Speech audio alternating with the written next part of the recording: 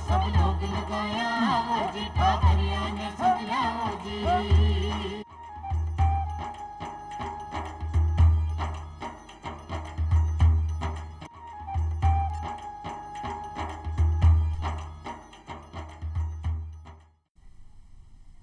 चौपाल देखने वाला सबला दर्शका ने राम राम सा और था सबने अंतर्राष्ट्रीय महिला दिवस की ढेर सारी शुभकामनाएं। भाई महिला और बेटी ने आपा जितनो सशक्त बनावांगा आने वाली पीढ़ी उतनी ही मजबूती के साथ महिलावा और बेटी के लिए एक बेहतर मजबूत और जिम्मेदारी वाला यानी मानसिकता वाला समाज बनाएगी। हर बेटी को सपनों है उड़ान भरने को, अपना बंदिशा का आंगन छोड़कर आसमान की बेहिसाब ऊंचाई ने छूबा को। अगर व्यक्ति यानी अगर महिला अपनी खूबी ने अपना व्यक्तित्व को हिस्सों बना ले तो एक पुरुषा की भांति सपना भी दे सके और उन्हें साकार भी कर सके। बस चाहिए सिर्फ एक मौका, और मौका हाथ आते ही महिला अपनी उड़ान पूरी कर सके, साथ ही साथ अपने परिवार ने भी ऊंचाइयों तक ले जा सके। जी हाँ, अंतर्राष्ट्रीय महिला दिवस पर खासी चौपाल ले आया है कि आत्मनिर्भर और सशक्त महिलाओं के लिए, और साथ ही में चर्चा करवा के लिए पधारी हैं प्रोफेसर अनीता जी, जो कि सेवानिवृत्त प्रोफेसर है इंदिरा गांधी पंचायती राज संस्थान से। अनीता जी, था को बहुत बहुत स्वागत करा हाँ चौपाल में। आपको भी बहुत बधाई आज महिला दिवस की, और चौपाल के दर्शकों को भी अंतर्राष्ट्रीय महिला दिवस की और होली की शुभकामनाएं और बधाइयाँ। और मैं साथ ही आमंत्रित किया है राजीविका की परियोजना प्रबंधक नीरू नरुका जी ने। नीरू जी, था को भी बहुत बहुत स्वागत करा हाँ चौपाल में। नमस्कार, आप सभी को भी मेरा महिला दिवस पे बहुत बहुत शुभकामनाएं। जिया कि आज 3 महिला मिलकर महिला दिवस की चर्चा करने वाली हैं, और जिया कि आज को विषय आपा रखियो है कि आत्मनिर्भर और सशक्त महिला। हर महिला ने आत्मनिर्भर होना बहुत ज़्यादा ज़रूरी है, और अगर महिला आत्मनिर्भर है तो वो सशक्तिकरण की ओर अग्रसर हो सके। अनीता जी, आपसे ही पूछना चाहूँ शुरुआत में कि आपका मायना में एक आत्मनिर्भर महिला कुन्ने कह सका हाँ आपा? बिल्कुल, आपका बहुत आज महत्वपूर्ण सवाल है और मैं सभी बहनों और दर्शकों से साझा करना चाहूँगी। देखिए, एक सशक्त और आत्मनिर्भर महिला में जो गुण होने चाहिए, आप भी अपने आप को आत्मावलोकन करें, टटोलें, आप इस पर कितना खरे उतरते हैं। पहली बात कि वो सक्षम हो, स्वतंत्र हो, अपने जीवन के फैसले खुद लेने में, किसी पे निर्भर नहीं हो, आश्रित नहीं हो, खुद फैसले लेने में बिंदास अपना जीवन में अपना हौसला रखे। दूसरी बात कि वो आत्मनिर्भर हो, आर्थिक रूप से भी, रोजगार के रूप से भी स्वावलंबन हो, ताकि वो खुशहाल जीवन जीने में कामयाब हो। तीसरी बात कि वो संप्रेषण कौशल रखे, ऐसा अपनी बात कहने का कौशल रखे कि बेझिझक निडर हो के अपनी बात हर मंच पे कह सके और अपनी बात मनवा भी सके। और चौथी बात मुझे कहनी है कि उसमें स्वाभिमान हो, वो किसी के सामने कुंठाग्रस्त नहीं हो, हीन भावना से ग्रस्त नहीं हो, दबंग हो, निडर हो, साहसी हो। पांचवी बात मुझे कहनी है कि वो अपने जीवन में ऐसा अपना वजूद रखे कि वो लीक से हटकर भी अकेले, तुम्ही एकला चलो रे, जो टैगोर की पंक्तियां हैं, उसमें ये साहस हो, ये जुझारूपन हो कि वो हर प्रकार की परिस्थितियों में, प्रतिकूल परिस्थितियों में, विपदाओं में अपने बूते पे अडिग खड़ी रहे हिम्मत से और आगे बढ़े और राह तलाश करे। और राह की तलाश हर महिला ने है, बस एक अवसर भी ने मिलना चाहिए। जी कि अनीता जी ने बताया कि भाई खुश रहना है आपने, और आपने निर्णय लेवा की ताकत होनी चाहिए। ज़रूरी नहीं है आपके साथ कोई ना कोई हमेशा चले, आप अकेला भी चल सको हो और अपनी राह बना सको हो। नीरू जी, जैसे कि अनीता जी ने अभी बताया, इनका मायना में एक आत्मनिर्भर महिला काय है। मैं था से पूछना चाहूँ कि भाई जो आत्मनिर्भर महिला है वो सशक्तिकरण की ओर कितनी आसानी से बढ़ सके है? आत्मनिर्भर महिला सशक्तिकरण के लिए सबसे पहले मैं मानती हूँ कि शिक्षा एक बहुत बड़ा और महत्वपूर्ण आधार है, जिसके कारण वो शिक्षित होगी तो उसे अपने राइट्स और उसके बारे में ज्ञान होगा तो वो उसके बारे में आवाज़ उठा सकती है और उसका फ़ायदा भी उठा सकती है। तो ये सारी चीज़ें अगर वो शिक्षित है तो उसको अपने राइट्स एंड उसके बारे में ज्ञान होगा पूरा, जो भी, और वो जितने भी सरकार भी जो भी पॉलिसीज़ बना रही है और जो भी फैसिलिटीज़ दे रही है उसका पूरा पूर्ण फ़ायदा उठा सकती है। ये ज्ञान से ही आएगा। तो सशक्त बनने में क्योंकि मैम ने सारी चीज़ें, अनीता जी ने सारी चीज़ें कवर कर ली हैं कि आपको उनको खुद का निर्णय खुद लेने की क्षमता होनी चाहिए, वो निडर होनी चाहिए, वो तो उसमें मैं एक ही चीज़ और ऐड करूँगी कि उसमें उनमें शिक्षा का भी बहुत बड़ा रोल है। तो शिक्षित भी होना बहुत उसके लिए ज़रूरी है, ताकि वो अपने लाइवलीहुड कंपोनेंट में जो भी आजीविका के जो भी संसाधन है उसमें बहुत उसे मदद मिलेगी आगे। आत्मविश्वास होना चाहिए, साथ ही साथ अगर आप शिक्षित हो तो भाई आप यूँ कह सका कि सोने पे सुहागो हो गयो है कि आप में तो आत्मनिर्भरता आ ही जाएगी और आप आगे बढ़ ही सको। जी कि अंतर्राष्ट्रीय महिला दिवस है तो हर साल कोई ना कोई एक थीम लेकर महिला दिवस मनाया जावे है। तो अनीता जी ई बार की थीम का ही है और बीने अपना अपना जीवन में क्या फ़ायदों मिल सके है? हाँ जी, तो वर्ष 2023 की जो थीम संयुक्त राष्ट्र संघ ने उद्घोषित की है अंतर्राष्ट्रीय महिला दिवस के लिए, वो अंग्रेजी में है डिजिटल। डिजिटल युग है। देखिए आजकल सब कंप्यूटर और अब तो कृत्रिम बौद्धिक उपकरण का युग है। तो कंप्यूटर लिटरेसी भी ज़रूरी है, कंप्यूटर साक्षरता, मोबाइल साक्षरता, डिजिटल साक्षरता। अब उसको डिजिटल उन्होंने संधि की है, यानी केवल पुरुष ही नहीं मोबाइल और कंप्यूटर का उपयोग सीखें, बल्कि सभी मानव समाज जिसमें महिलाएं भी आधी आबादी हैं, तो सब लोग डिजिटल साक्षरता से जुड़े हैं, सब लोग नवाचारों और औद्योगिक तरक्की प्रगति से जुड़े और महिलाएं इसमें कहीं पीछे न रह जाएं, इस बात पे जोर देना है। तो इस बार की थीम यही है कि महिलाएं भी हमारी कंप्यूटर साक्षरता हासिल करें, मोबाइल का उपयोग जानें और डिजिटल कारोबार, डिजिटल पेमेंट्स, इतने ऐप्स हैं हमारे देश का, यूपीआई अब अंतर्राष्ट्रीय ट्रांसफ़र भी कर पा रहा है, तो वो अपना सारा मतलब बैंकों से लेन देन और पैसे का लेन देन मोबाइल के सहारे कर सकें, कंप्यूटर का उपयोग जाने। यही क्षमतावान हमें महिलाओं में पुरुषों के बराबरी से उन्हें बनाना है। यानी महिला भी अपनी अर्थव्यवस्था की मुख्य धारा से जुड़ सकें, जिया कि पुरुष और महिला में समानता भी हो, अधिकार भी समान है, लेकिन बी को इस्तेमाल भी महिला ने करना आना चाहिए। जो भी नवाचार हो रहे हैं बी को इस्तेमाल कर आप आगे बढ़ सका। हाँ नीरू जी, जिया की थे राजीविका से हो और परियोजना प्रबंधक हो, तो जानना चाहा कि राजीविका क्या काम करे है महिला ने आगे बढ़ावा के लिए? राजीविका जैसे उसका पूरा अगर बोलें तो राजस्थान ग्रामीण आजीविका विकास परिषद है, ये ग्रामीण विकास के अधीन है और इसकी स्थापना 2010 में हुई थी। राजस्थान सोसाइटी पंजीकरण अधिनियम 1958 के तहत हुई थी, एक स्वयं सतत संस्था के रूप में, और जिसका कि जो हमारे माननीय मुख्यमंत्री हैं उसके अध्यक्ष हैं, इस परियोजना सोसाइटी के अध्यक्ष हैं, और हमारे माननीय मंत्री ग्रामीण विकास और पंचायती राज विभाग के ये उपाध्यक्ष हैं। और इसमें इसके अंदर हम लोगों ने इसका बेसिक जो मुख्य उद्देश्य है वो गरीबी उन्मूलन है, और जो वंचित ग्रामीण परिवार हैं, जो वंचित लोग हैं, उनका हमें जो आजीविका संसाधन अच्छे से उनको मिल सके, उसका ऊपर हमारा पूरा इसमें रहता है कि उनका आर्थिक उद्धार हो और वो एक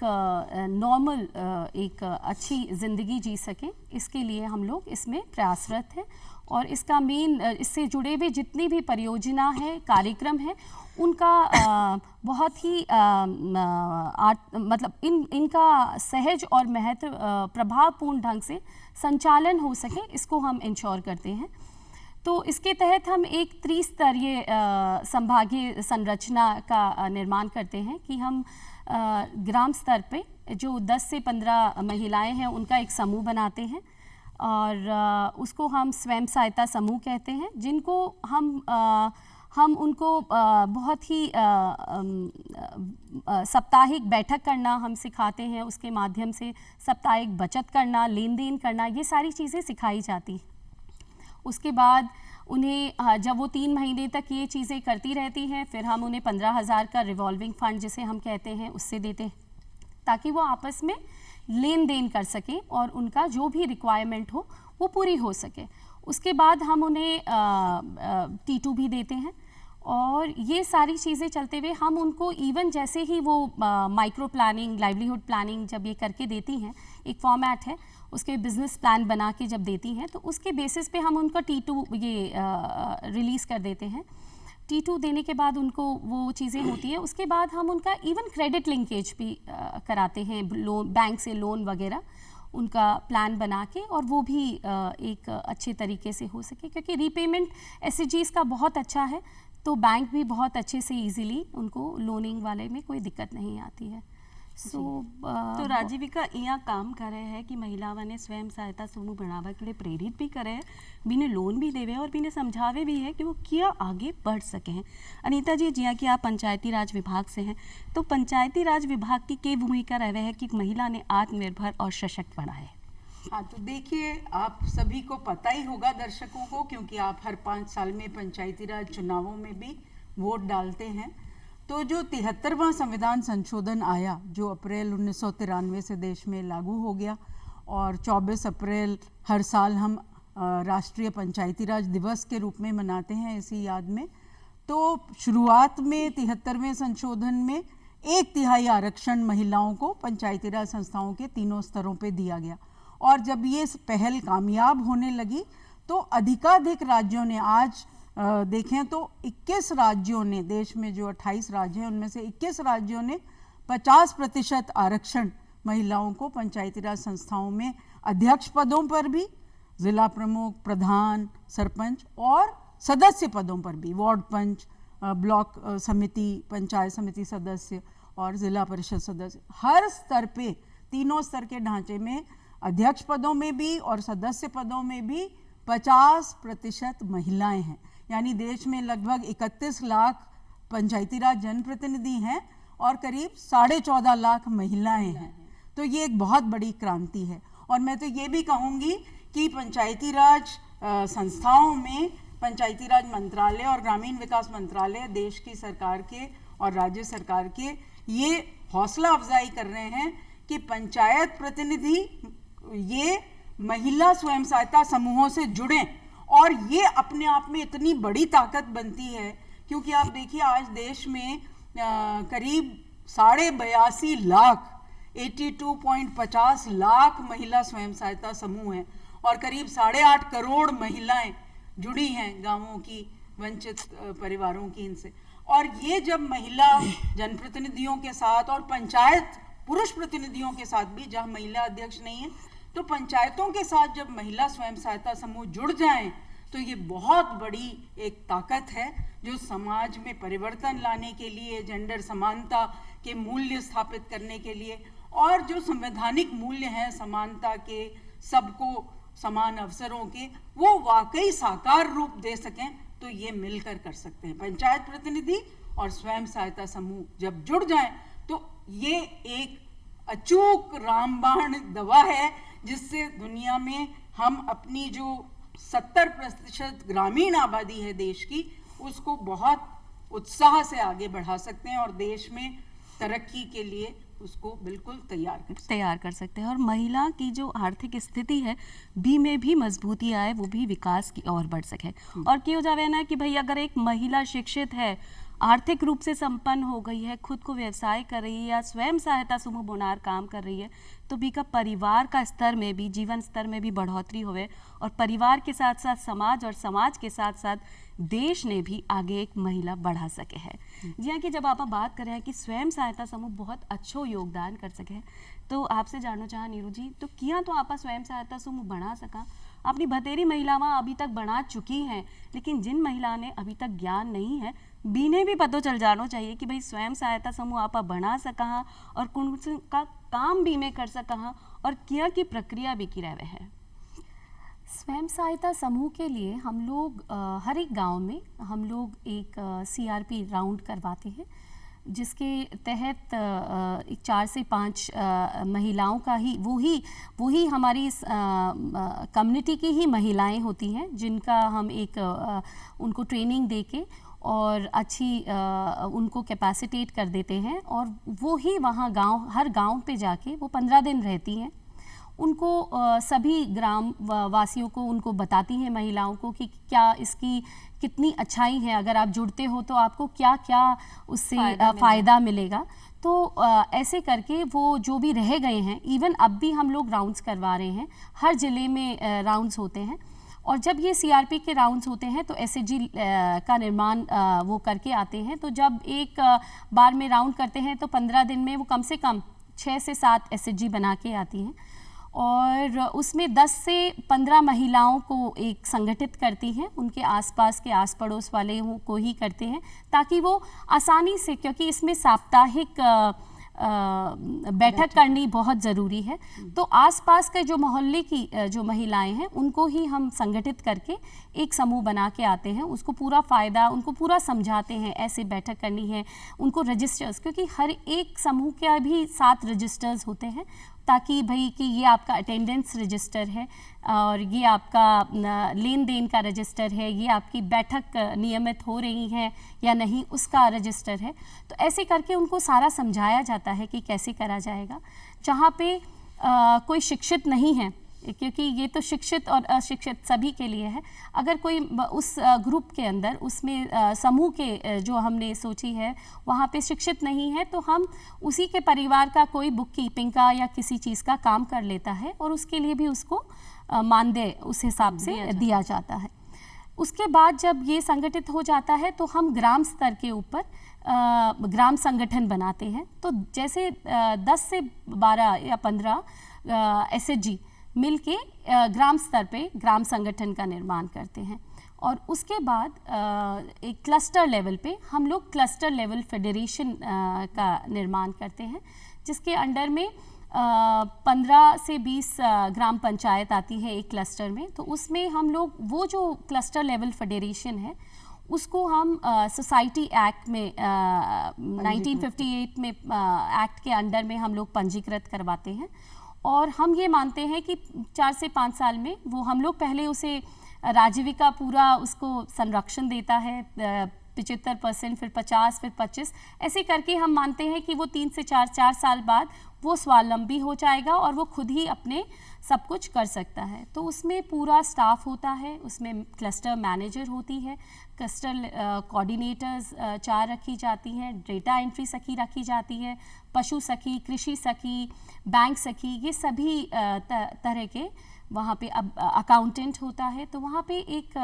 जिनमें उनको सैलरी मिलती है, तो वो भी एक तरह का सहयोग मिल जाता है उनको। और प्रोड्यूसर ग्रुप्स भी बनाए जाते हैं, फार्म के भी और नॉन मतलब लाइफ स्टॉक के भी। कहा का जो 8-10 महिला मिलकर एक समूह बना रही हैं, बिने भी अगर कभी मदद की ज़रूरत है तो आपस में ही मदद हो सके है, क्योंकि आप छोटी छोटी बचत स्वयं सहायता समूह के जरिए कर सका। और ज़रूरी नहीं है कि आज समूह में सब मिलकर एक ही काम करें, हर महिला की इच्छा और रुचि अलग अलग हो सके, सब अपना तरीका से काम कर सके, और बी को जो मुनाफो है वो आपा आधो आधो सब में बढ़ जावे है, और कोई ने ज़रूरत पड़े तो आपा भी ने मदद भी कर सका। हाँ जी हाँ, कि पंचायती राज की भी बात हुई, और महिला आजकल आत्मनिर्भर भी है, राजीविका के जरिए भी महिला स्वयं सहायता समूह बनाकर आगे बढ़ रही। तो ऐसा कोई उदाहरण भी है अनीता जी जो कि भाई राजस्थान ने गौरवान्वित करे हो कि भाई आ महिला इतना चोखू काम करी है और साथ में और भी महिलाओं ने आगे ले गई है? बिल्कुल, ऐसे एक नहीं अनेक उदाहरण हैं।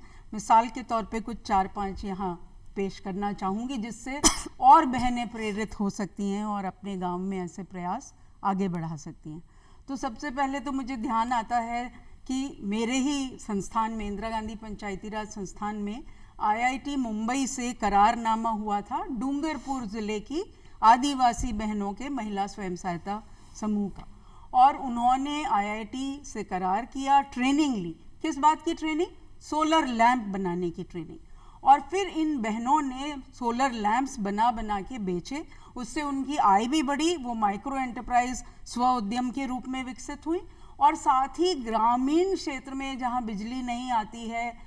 सारे समय, तो बच्चों को पढ़ने के लिए घर घर सोलर लैंप उन्होंने विस्तार करे और इससे प्रेरित होकर अन्य जिलों में भी राजस्थान में ये प्रयास आगे बढ़ा। तो एक तो ये मिसाल है, इसको अंतर्राष्ट्रीय मंचों पे भी सराहा गया है क्योंकि ये क्लाइमेट चेंज और स्वच्छ ऊर्जा की तरफ भी एक सकारात्मक कदम है। दूसरा उदाहरण देना चाहूँगी हमारी पिपलांत्री पंचायत जो कि राजसमंद ज़िले में है और जिसको भी एक तरह से यूनेस्को ने भी रिकग्नाइज सम्मानित किया है, पहचाना है कि वो एक पर्यावरण मैत्रीपूर्ण पंचायत है और बालिका मैत्रीपूर्ण, महिला मैत्रीपूर्ण पंचायत है जो महिला बालिका सशक्तिकरण के लिए जुटी है। तो इस पंचायत में जो पद्मश्री से नवाजे गए सरपंच रहे हैं, पूर्व सरपंच श्याम सुंदर पालीवाल जी, उन्होंने ये प्रयास करीब 15 बरस पहले शुरू किया कि जब भी कोई, क्योंकि जब उन्होंने कार्यभार संभाला 2005 में सरपंच के बतौर, तो देखा कि लिंग अनुपात में भी महिलाएं घटती जा रही थी, प्रति 1000 बच्चों पे बच्चियों की संख्या कम होती जा रही थी। तो उन्होंने ग्राम सभा के स्तर पे सारे जनमत बनाया और ये फैसला लिया बहुमत से कि हमारे यहाँ हर बेटी के जन्म पे 111 वृक्ष हम समुदाय की तरफ से लगाएंगे और उस बच्ची के नाम हम FD कराएंगे ताकि उस बच्ची की आर्थिक सुरक्षा और पढ़ाई लिखाई जारी रहे। तो इस प्रयास से आज 15-18 बरस हो गए, तो अब करीब 5 लाख वृक्षों का लहलाता वो चमन बन गया है। पिपलांत्री पंचायत हरियाली से आच्छादित है और वहाँ के जो स्वयं सहायता समूह हैं महिलाओं के, वो जो वृक्ष हैं वहाँ सारे हर्बल औषधीय वृक्ष लगाए गए हैं। तो एलोवेरा है, आंवला है और जो जड़ी बूटियों वाले वृक्ष हैं, सबके वो उत्पाद तैयार करती हैं और उनकी खुद की वेबसाइट है पंचायत की, उनको अंतर्राष्ट्रीय ऑर्डर मिलते हैं और वो बेचान करती हैं। तो आर्थिक समृद्धि भी पा रही हैं, पर्यावरण को भी संजो रही हैं और बेटियों को सशक्त बना रही हैं। ये एक पूरे दुनिया के सामने मिसाल है और दुनिया के देशों में इसको एक सुशासन के प्रयास के रूप में पढ़ाया जाता है, डेनमार्क जैसे उच्च देशों में भी। एक और उदाहरण जो मैं दूंगी वो है हमारे ये दौसा में लेदर क्राफ्ट्स को लेकर स्वयं सहायता समूह बहुत अच्छा उन्नत काम कर रहे हैं और उनकी एक अलग ही पहचान बन गई। फिर अपने चूरू में बंधेज का काम है, टाई एंड डाई बांधनी के काम को उन्होंने बहुत अच्छा आगे बढ़ाया है। इसी तरह हमारे कुछ रूमा देवी का नाम आप सब लोगों ने सुना होगा जो कि बाड़मेर से आती हैं और उन्होंने जो स्वयं सहायता समूहों को आगे बढ़ाया कशीदाकारी में, मिरर वर्क में, कशीदे के साथ जो कांच का हुनर है, कांच टांगने का, तो उस सब को उन्होंने इतना ख्याति नाम बना दिया है, इतना आजीविका भी बढ़ी, महिलाएं आर्थिक स्वावलंबी भी हुई और देश दुनिया से उनको ऑर्डर मिल रहे हैं। यहाँ तक कि रूमा देवी को तो राजीविका परिषद ने अपना ब्रांड एम्बेसडर घोषित किया है और उनको तो दुनिया की उच्चतम विश्वविद्यालय हार्वर्ड विश्वविद्यालय ने भी महिला सशक्तिकरण के एम्बेसडर के रूप में व्याख्यान देने आमंत्रित भी किया। तो ये कुछ ऐसी मिसालें हैं जो हमारे यहाँ महिलाओं को दिखाती हैं कि वो क्या नहीं कर सकती। जी, महिलाओं का मनोबल बढ़ाने के लिए ऐसी बहुत सारी कहानियां और ऐसी बहुत सारी महिला आज के समय में वर्तमान में अपने राजस्थान में है जो बहुत सारी महिलाओं ने साथ लेकर काम भी कर रही हैं और आपनो एक ऊंचो परचम भी स्थापित कर चुकी हैं। जैसे कि नवाचार की अगर आप बात करें और आपने बीच में बात उठाई कि बेटी ने समानता मिलनी चाहिए, कि बेटा बेटी और दोनों ही बराबर हैं, तो नीरू जी कहीं एक ऐसा कोई पहल हुई, नवाचार हुए कि बेटी के जन्म पर भी आपा कुछ आगे बढ़ा सका? ये हमने पिछले साल से एक नवाचार की तरह शुरू किया था कि हम लोगों ने सभी समूह की महिलाओं को हम लोगों ने प्रेरित किया कि जब कभी भी आपके समूह में किसी बेटी का जन्म होता है किसी का, तो आप एक उनको फल का पौधा उनके नाम से उनको एज गिफ्ट दें। हम लोग जब भी कोई बच्चा जन्म लेता है तो हम लोग हमेशा कुछ कपड़े देते हैं या कुछ और ही हम लोग उनको गिफ्ट के आइटम्स देते हैं। तो उसकी बजाय हमने उन लोगों को प्रेरित किया कि आप बाकी चीज़ें दें ना दें, पर 1 या 2 फल के पौधे ज़रूर दें और उसको बेटी के नाम से ही उसका पौधे का भी नामांकन करके और फिर वहाँ लगाएं, ताकि वो याद रहे और जब वो बड़ी हो तो उससे करें। और जब भी बेटी होती है तो हम लोगों ने उनको ये बोला है कि आप लोग एक प्रण लें, एक प्रतिज्ञा लें कि उसकी पढ़ाई ज़रूर से पूरी कराएंगे और जितना हो सके अच्छे से आगे, जैसे हम हमारे लड़के को आप अपने परिवार से पढ़ाते हैं तो उतना ही लड़की को भी उच्च शिक्षा के लिए प्रेरित करेंगे और करेंगे। जी हाँ, कि भाई महिला दिवस है और आपने चर्चा तो बहुत लंबी चलेगी, लेकिन आपने बस समय सीमा की कमी है। तो अनीता जी, आपसे एक चीज़ चाहूँ कि भाई महिला दिवस पर कोई ऐसो एक मीठो गीत हो जाए कि अपनी सारी महिला को मनोबल बढ़ जाए और वो आत्मविश्वास जग जाए कि हाँ, मैं भी आगे बढ़कर कुछ कर सकूँ हूँ। तो मैं गीत के 2-3 अंतरे यहाँ सुनाऊंगी और उसके पहले मैं ये भी कहना चाहूँगी कि हम सबको ये संकल्प लेना है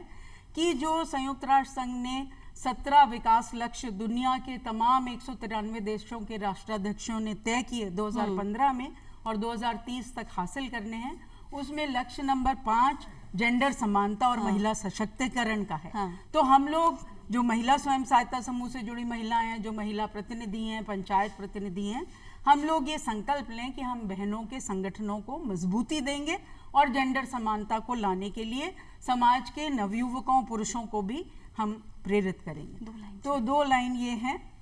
जब बन ही गया बहनों का संगठन, जब बन ही गया बहनों का संगठन, इसको मजबूत बनाने का वादा करो। 4 दिन की सहेली सहेली नहीं, उम्र भर साथ देने का वादा करो। ई के साथ ही आप अपनी महिलावां और अपना दर्शका से विदा लेवा है कि भाई संगठन बनार आपने मजबूती रखनी है और सिर्फ आज के लिए नहीं, भविष्य तक की सोच आपने रखनी है। अनीता जी थे आया और नीरू जी थे आया। महिला दिवस की एक बार फिर तो था दुनिया ने बहुत सारी शुभकामनाएं और अपना दर्शका ने भी। और आज मैं चाला फिर मिलांगा एक नई जानकारी के साथ, तब तक के लिए राम राम सा।